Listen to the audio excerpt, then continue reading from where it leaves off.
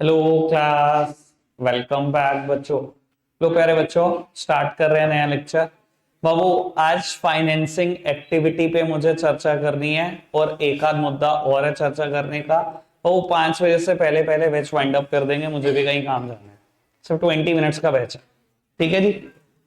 बाबू, कुछ होमवर्क मिलेगा, वो मैं आपको अभी एडवांस में बता देता हूँ। आज का होमवर्क ये है बेटा, इलस्ट्रेशन नंबर 27 तक हम कर चुके हैं बेटा। 28 से लेकर 31 तक 4 इलस्ट्रेशन फाइनेंसिंग एक्टिविटी पर है, जो बहुत सिंपल और बहुत आसान है। उसके अलावा एक इलस्ट्रेशन 36 और 37 जब आप आगे बढ़ोगे बेटा, वो प्रोविजन फॉर इनकम टैक्स पर है। वो भी मैंने अभी आज ही कराने इसी 20 मिनट में बेटा। तो 36 और 37 तो 2 मिनट के क्वेश्चन है, वो मैं यहीं करा दूंगा, ठीक है जी। इसके अलावा बेटा 32 से लेकर 35 तक कैश फ्लो के कुछ बड़े क्वेश्चन है, मतलब बड़े क्वेश्चन मतलब जिसमें तीनों एक्टिविटीज है, ठीक है जी।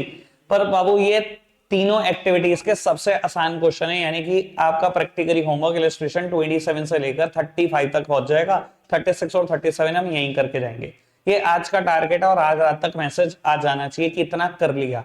कल का टारगेट है बेटा इलस्ट्रेशन 45 तक। कल छुट्टी रहेगी, होमवर्क दे रहा हूं 8 इलस्ट्रेशन का, ठीक है जी। बाकी मैंने किसी भी सब्जेक्ट में कोई होमवर्क नहीं दिया, ठीक है जी। बाबू, कल के दिन नहीं पढ़ते, ठीक है ना। आज होमवर्क 12 बजे से पहले निपटा देना और कल रात को 12 बजे बैठ जाना होमवर्क करने, ठीक है जी। लो, अरे तुम्हारी एससी की तैसी, चुप बोलो। और लो, हाँ ऐसे बोलते हैं, cash flow from financing activity. बेटा 20 ही मिनट है, जो रह जाएगा वो भी होमवर्क हो जाएगा। 36 और 37 रह गया ना, वो भी होमवर्क हो जाएगा। लो जी, कहीं दो होमवर्क और बढ़वा रही हूं, सुन लो अब चुपचाप। बेटा cash flow from financing activity की बात कर रहे हैं। फाइनेंसिंग एक्टिविटी मतलब बिजनेस में कहां कहां से फाइनेंस आ रहा है। Mainly it is related with shareholder fund, जिसका सब हेड था शेयर कैपिटल, ठीक है जी। Second one is non current liability और थर्ड वन बेटा करंट लाइबिलिटी के कुछ मुद्दे, जैसे कि बेटा सीसी से पैसा आना, बैंक ओडी से पैसा आना या शॉर्ट टर्म लोन से पैसा आना। सुन लो बेटा, ये मत कर आना कि एक फुल फ्लेज क्वेश्चन आया, उसमें करंट लायबिलिटी में लिखा है शॉर्ट टर्म लोन, और आपने क्या किया, अच्छा करंट लायबिलिटी है, ऑपरेटिंग प्रॉफिट में कैलकुलेट कर दिया। बाबू, कहीं ना कहीं बेटा वर्किंग कैपिटल चेंजेस में वहां मत कैलकुलेट कराना। सुन लो, अभी सुनोगे नहीं ढंग से, कल पूछोगे प्रॉब्लम। शॉर्ट टर्म लोन का मतलब सीसी और बैंक ओडी से पैसा आना, और पैसा कहीं से आ जाए बेटा, वो फाइनेंसिंग एक्टिविटी है, ठीक है जी। मैंने आपको बता दिया कहां कहां से मेनली पैसा आएगा, उन्हीं सब चीजों को मैं लिख रहा हूं बेटा। सबसे पहले इशू ऑफ शेयर्स, सब मेरी तरफ देख रहे हैं बेटा। सबसे पहले बेटा इशू ऑफ शेयर्स। मैं कहूं बेटा पिछले साल हमारे पास 2 लाख के शेयर थे, करंट ईयर में 3 लाख के हो गए, तो मैंने शेयर इशू करे होंगे तभी तो गए। और जब मैंने शेयर इशू करे होंगे 1 लाख रुपए आए होंगे कि नहीं आए होंगे, आए होंगे। तो बेटा शेयर जब भी इशू करोगे हमेशा फेस वैल्यू रिकॉर्ड करोगे ही करोगे। अच्छा ये बोलो मैं कि मैंने शेयर प्रीमियम पे इशू करे तो फटाफट बताओ, ये तो बताना पड़ेगा ना। मैंने बेटा शेयर 1 लाख रुपए के शेयर दिए, लेकिन दिए 10% प्रीमियम पर, तो मेरे पास तो 1,10,000 आए होंगे ना। यानी कि बेटा फेस वैल्यू प्लस एसपीआर, यही तो रिकॉर्ड करूंगा। और अगर मैं कहूं ये शेयर इशू करने के लिए मैंने बेटा कहीं ना कहीं किसी ब्रोकर को ब्रोकरेज दिया, अंडरराइटिंग कमीशन दिया, शेयर इशू करने के कुछ भी खर्चे करे, जो चीज जहां जाती है उससे रिलेटेड खर्चे भी वहीं जाते हैं। बाबू 1 लाख रुपए के शेयर मैंने 1,10,000 में बेचे, मेरे पास तो 1,10,000 आएंगे। 1 लाख फेस वैल्यू, 10,000 का सिक्योरिटी प्रीमियम, और मैं कहूं बेटा 5,000 रुपए की मैंने ब्रोकरेज दे दी, तो माइनस कर दूं, मेरे पास 1,05,000 ही तो आए बेटा। माइनस कर दो अगर कोई ब्रोकरेज है तो, अगर कोई अंडर राइटिंग कमीशन है तो, अगर कोई बेटा शेयर इशू एक्सपेंस है तो, कोई दिक्कत कोई परेशानी किसी को तो पूछ दो बेटा। पॉजिटिव आइटम, ठीक है जी। बाबू एक टर्म आती है आपके पास, आई भी होगी इलस्ट्रेशन नंबर 1 2 3 में, बाय बैक ऑफ शेयर्स आई थी। बाबू बाय बैक का मतलब जब कंपनी अपने शेयर वापस खरीद लेती है मार्केट से, ठीक है जी। बाबू अगर कंपनी ने अपने शेयर मार्केट से वापस खरीदे तो बदले में पैसे दिए होंगे तभी तो खरीदे बेटा। पैसे गए होंगे मेरी जेब से, आउटफ्लो, कोई दिक्कत तो नहीं।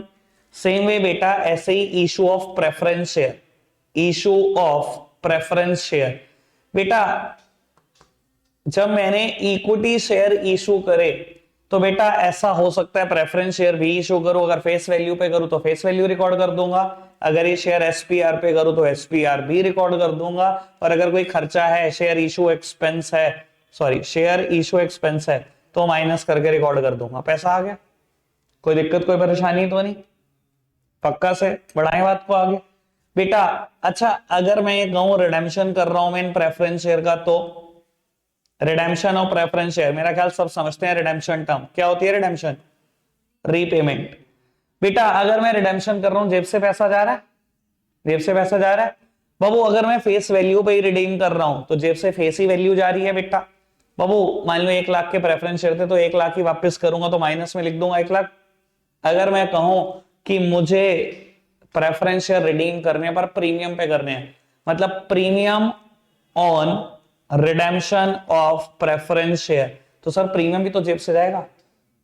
मैंने मान लो इशू के टाइम पर प्रेफरेंस शेयर से 1 लाख लिए, लेकिन जब वापस दे रहा हूं तो 1 लाख भी दे रहा हूं और प्रीमियम भी दे रहा हूं 20,000 का, तो जेब से 1 20 ही तो गया, तो नेगेटिव कितना रिकॉर्ड करूंगा, पूरा 1 20 ही। तो कोई दिक्कत कोई परेशानी तो नहीं बेटा इस बात में किसी को भी, सब समझ में आ रहा है जो बोल रहा हूं, ठीक है जी बाबू। Issue of debentures, issue of debentures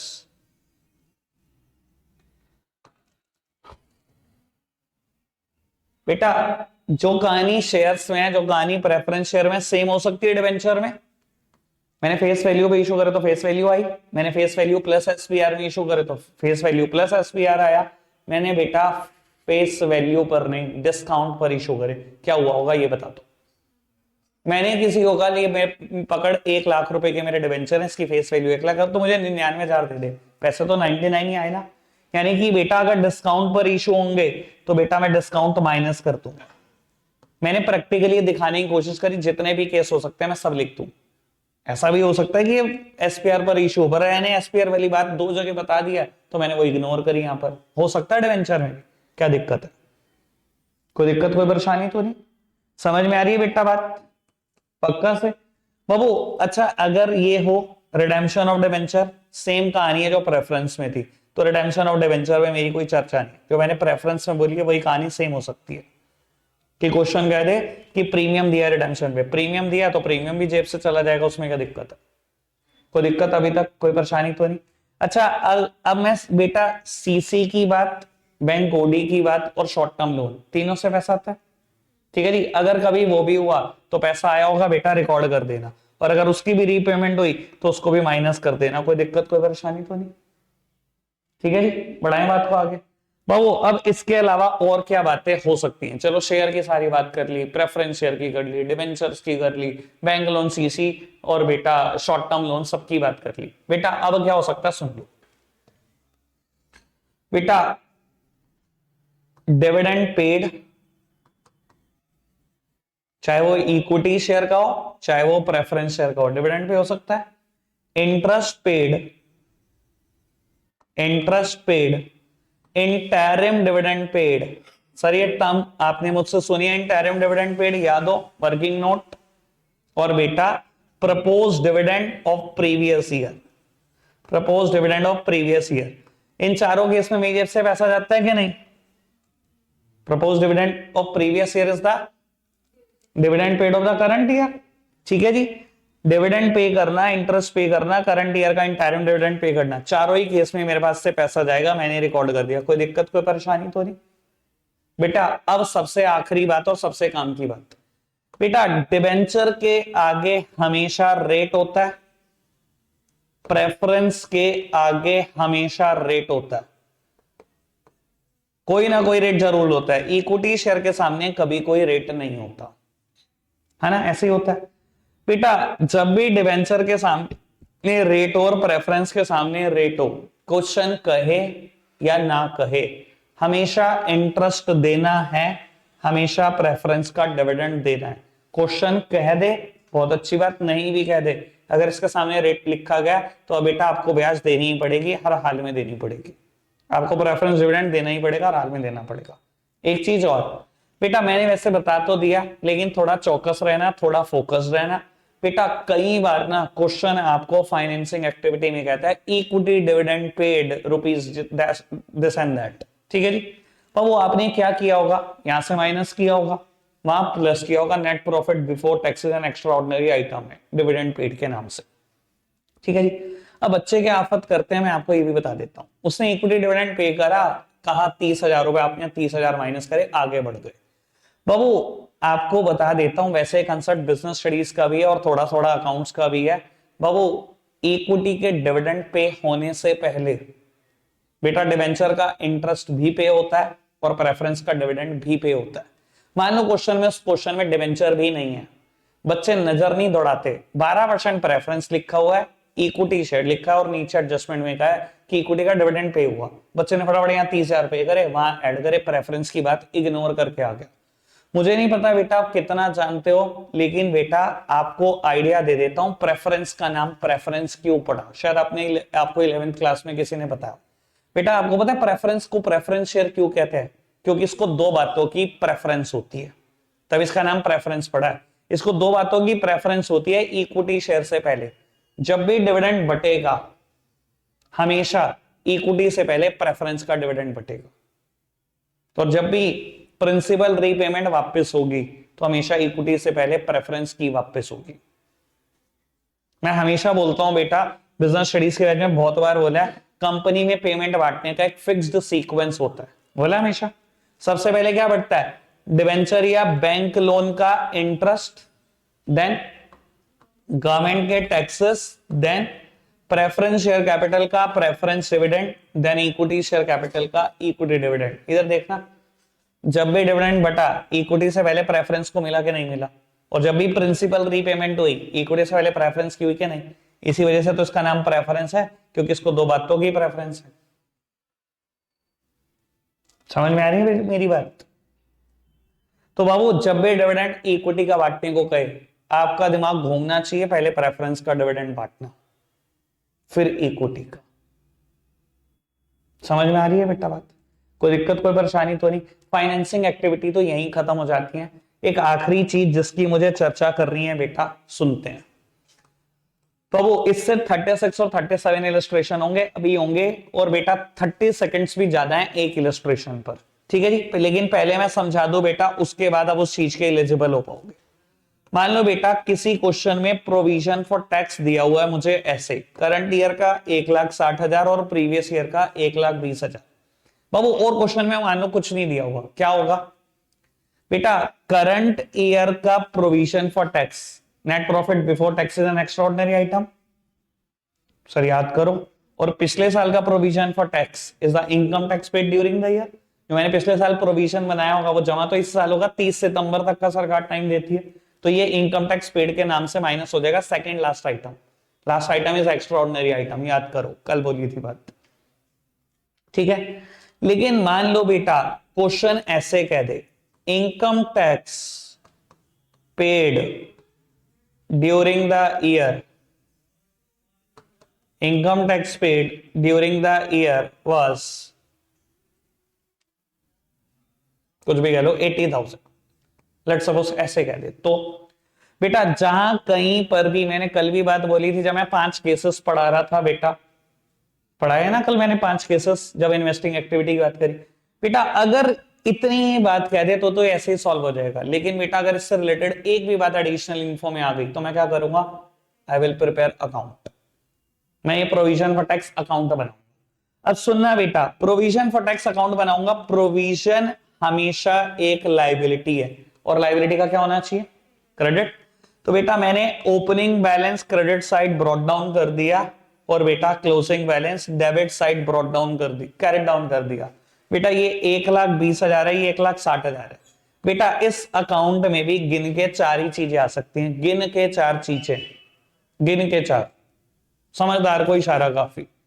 बाबू क्या 4 चीजें? एक ओपनिंग बैलेंस, एक क्लोजिंग बैलेंस, एक इनकम टैक्स पेड, और एक जो करंट ईयर में प्रोविजन बनाया वो। सुन लो, इसने कहा इनकम टैक्स पे करा, कितना बेटा? 80,000 पे करा, जेब से पैसे गए होंगे।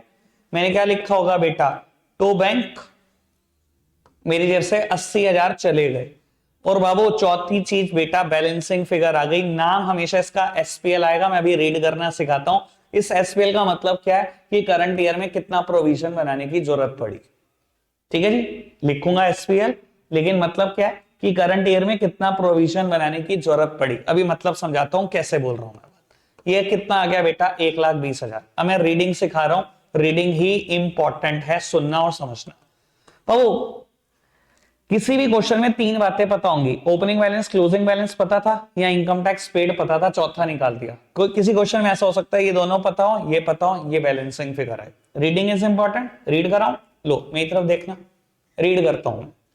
बाबू जब साल शुरू हुआ मैंने प्रोविजन फॉर टैक्स बनाया हुआ था 1,20,000, यानी कि एक बक्से में मैंने अलग निकाल के रखे हुए थे बेटा टैक्स के पैसे 1,20,000। ठीक है जी। जब बेटा 30 सितंबर को बैठा हुआ मेरा सीए टैक्स की कैलकुलेशन कर रहा था, तो बेटा टैक्स की कैलकुलेशन बैठी सिर्फ 80,000। तो बेटा उस 1,20 में से मैंने 80 पे कर दिए सरकार को। अभी भी उस बक्से में कितने हैं फटाफट बताओ? 40,000। मेरा अंदाजा है इस बार हम इतना काम तो कर लेंगे कि हमारा टैक्स 1,60,000 बन जाएगा। पर मेरे पास 40,000 उस बक्से में पड़ा है ना। मेरे सीए ने कहा इस बार 1,60,000 का टैक्स बैठेगा आपका करंट ईयर में। मैंने कहा अच्छा, मैंने कहा 40 तो उस बक्से में पड़ा है, 1,20 अगर और हटा दूं प्रॉफिट में से तो 1,60 हो जाएगा। मैंने 1,20 और हटा दिए करंट ईयर के प्रॉफिट में से। रीड किया जा रहा है, रीड किया जा रहा है। जब साल शुरू हुआ कितना पड़ा था प्रोविजन फॉर टैक्स अकाउंट में? 1,20, लेकिन जमा कितना हुआ सरकार को? सिर्फ 80, 40 पड़ा रह गया। और करंट ईयर में बेटा मेरा अंदाजा है कि इतना टैक्स बैठेगा कि मुझे सरकार को 1,60 देना होगा, पर 40 तो रखा हुआ है। अगर मैं प्रॉफिट में से प्रॉफिट को 1,20,000 से साल कम कर दूं तो बेटा पूरा 1,60 हो जाएगा। तो मैंने अपने प्रॉफिट में से एक अमाउंट को सेट असाइड कर दिया, एक नॉन लाइबिलिटी है मेरे सर पे, टैक्स देना पड़ता है सरकार को। तो मैंने इस बार अपने प्रॉफिट में से 1,20 साइड कर दिया, 40 पहले के पड़े थे, हो गए 1,60, बन गया 1,60 का प्रोविजन। ठीक है जी। अब वो इसी क्वेश्चन को मैं दो तरीके से दे सकता था। मैंने एक इनकम टैक्स पेड लिखा ना, अगर मैं ऐसे दे दूं provision for tax made during the year was 1,20,000, क्या हुआ? ओपनिंग बैलेंस लिखा, क्लोजिंग लिखा, ओपनिंग लिखा, क्लोजिंग लिखा। उसने क्या कहा प्रोविजन फॉर टैक्स कितना बनाना है इस साल? 1,20, मैंने 1,20 बना दिया। तो ये क्या होगा? ये बैलेंसिंग फिगर आ जाएगी इनकम टैक्स पे। आना है इसमें चार ही चीज होने गिन के। ठीक है जी। इलस्ट्रेशन 36 और 37 इसी पर बेस्ड है। एक में ये गिवन है, एक में ये। 2 मिनट में अकाउंट बनाओ, उसके बाद आप जा सकते हो। रखेंगे आज के लिए इतना ही बेटा, बाय बाय।